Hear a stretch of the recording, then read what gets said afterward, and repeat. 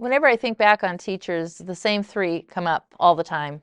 And it's hard to differentiate between which had the greatest impact. But my second grade teacher was powerful because I moved in the middle of second grade. I was scared to death. And she made sure that I was comfortably and lovingly engaged. And by the end of the day, I had met every single girl in my classroom. And I used that because I happened to teach at an Air Force base for years where I had students coming in and out all the time.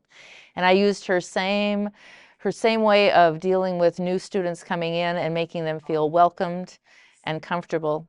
And then in fourth grade, I had a great teacher who taught to my learning style, which was very unusual for that time.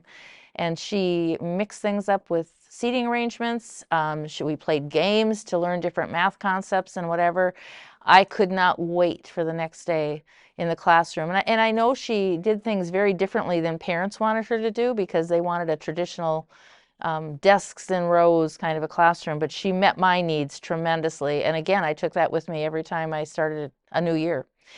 My sophomore biology teacher was probably another of my most influential, and that had a lot to do with environmental things. He was a biology teacher, of course, and very much aware of what was happening with the influence of plastics in our society. And at that time, it was the 6 rings around a pack of pop or whatever you want to call it, and how it was claiming several of our plants and our animals, and everything else was going to be completely in ruin. And of course, his prediction was very accurate.